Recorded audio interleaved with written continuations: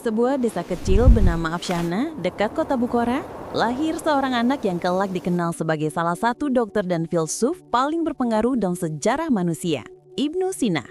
Dunia akan menyebutnya Avicenna, tapi di rumah ia hanya Husain kecil. Ayahnya seorang pejabat kecil di pemerintahan Samanid. Hidup bersahaja tapi penuh kecintaan pada ilmu. Rumah mereka sering dipenuhi kitab dan percakapan. Disinilah Ibnu Sina kecil menghirup udara ilmu untuk pertama kalinya.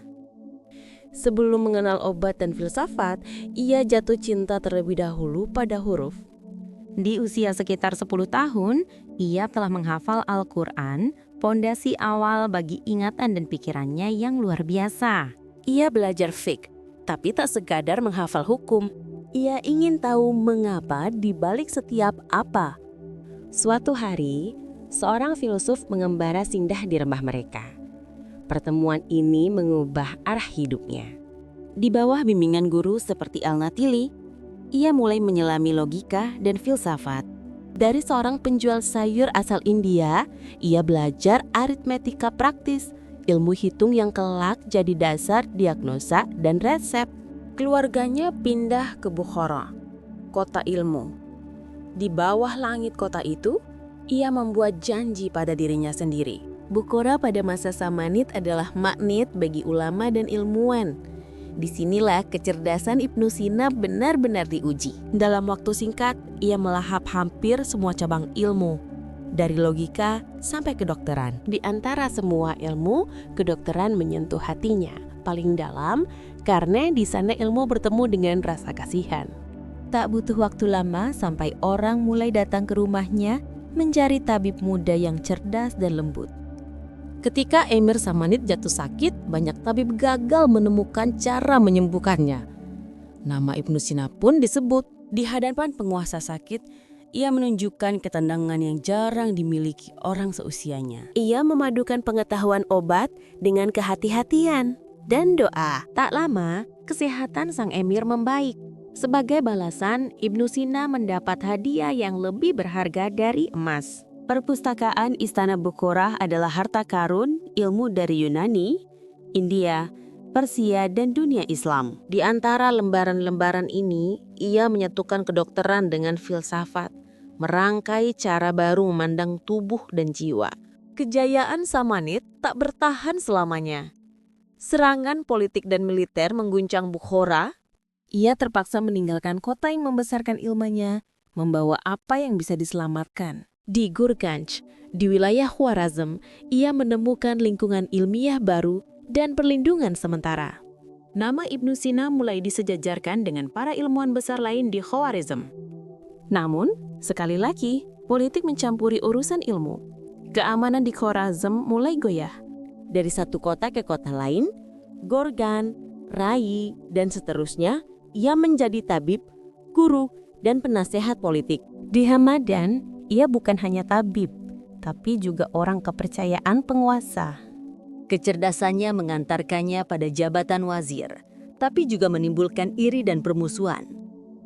Intrik politik menjatuhkannya ke penjara, tetapi bukan pertama kalinya kebebasannya terancam. Bagi Ibnu Sina, penjara adalah lokasi baru untuk menulis, bukan alasan untuk berhenti berpikir. Setelah keluar dari penjara, ia mencari tempat yang lebih aman bagi ilmunya, Isfahan. Di Isfahan, ia menemukan masa paling stabil dalam hidupnya, waktu untuk menulis karya-karya terbesar. Di antara karyanya, suatu kitab kedokteran akan menjadi legenda, Al-Kanun fi Al-Tib, Canon of Medicine.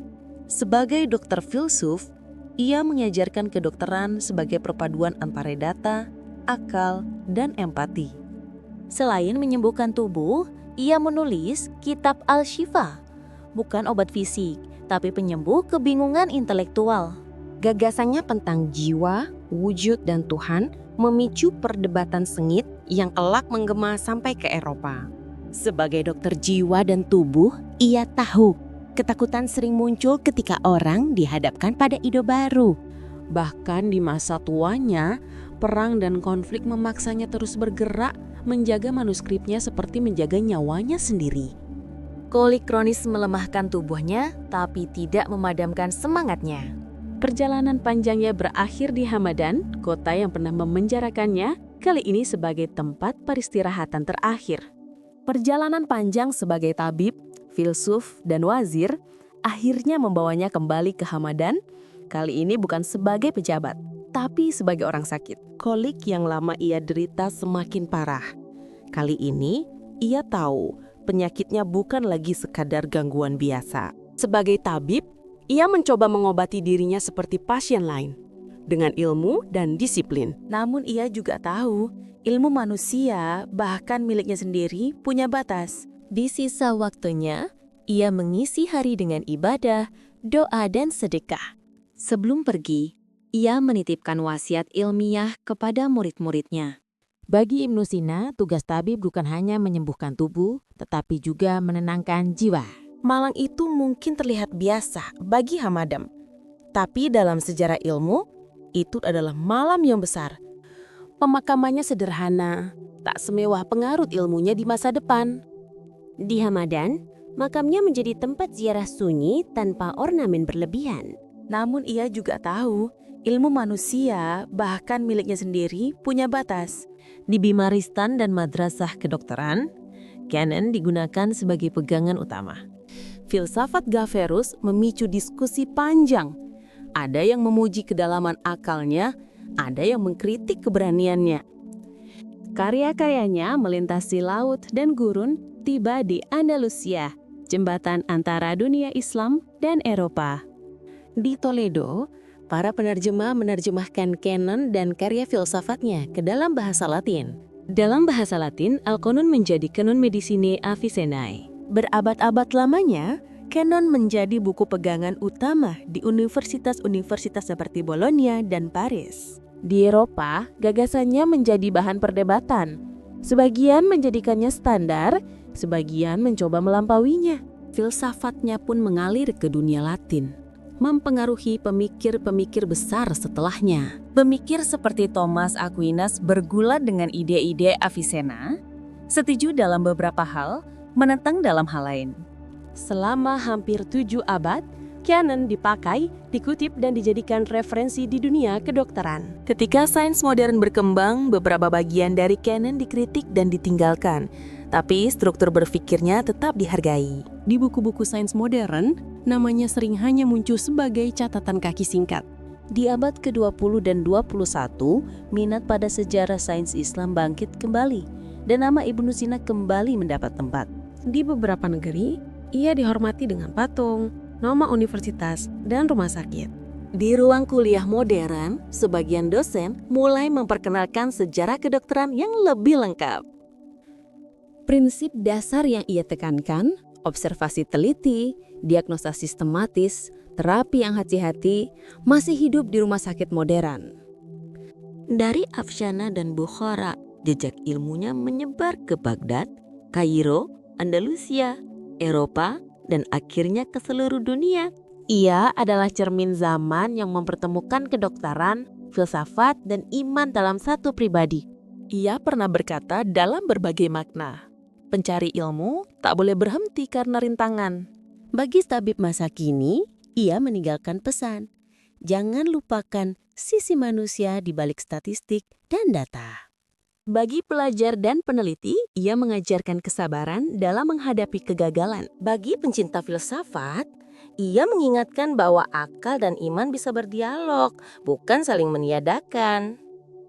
Ibnu Sina adalah salah satu jembatan terbesar antara timur dan barat dalam sejarah ilmu. Dari desa kecil seperti Afshana, lahir cahaya yang menyinari dunia.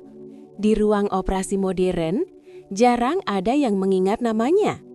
Tapi prinsip-prinsip yang ia perjuangkan tetap hidup.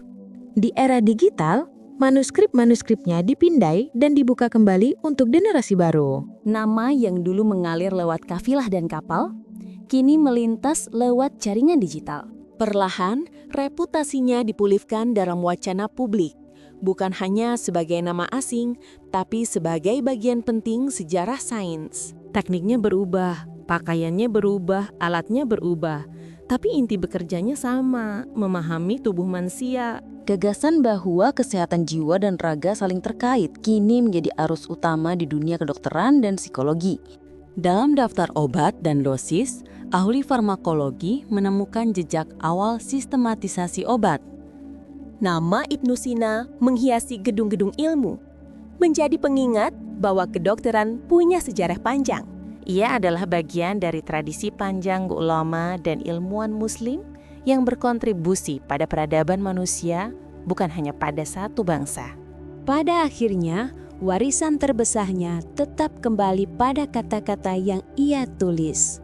Pertanyaan tentang sakit dan sembuh, hidup dan mati, tetap sama dari zaman Ibnu Sina hingga hari ini.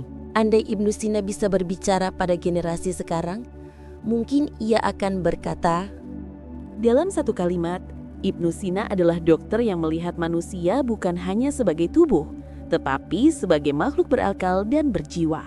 Ilmu yang ia tinggalkan adalah cahaya, bukan cahaya yang menyilaukan, tapi yang menuntun. Kini, giliran kita yang duduk di hadapan ilmu, memutuskan apakah hanya mengagumi atau meneruskan. Namanya telah menyeberangi 1000 tahun, tapi pertanyaannya tetap segar. Bagaimana kita memadukan ilmu, iman, dan kemanusiaan? Di balik nama besar itu ada ratusan karya. Beberapa masih kita pelajari, sebagian hilang, tapi pengaruhnya tetap terasa. Ia berdiri di atas bahu banyak tokoh sebelum dirinya, lalu orang lain berdiri di atas bahunya.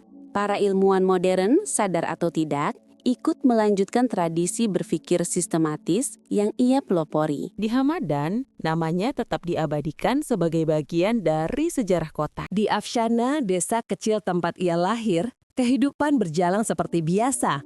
Tapi dunia tak pernah lagi sama setelahnya. Kisah Ibnu Sina mengingatkan, ilmu bukan sekadar kumpulan fakta, tapi perjalanan panjang seorang manusia mencari kebenaran. Setelah menonton perjalanan Ibnu Battata, Kisahnya berakhir di sini, tapi ilmu yang ia tinggalkan masih menunggu langkah-langkah baru.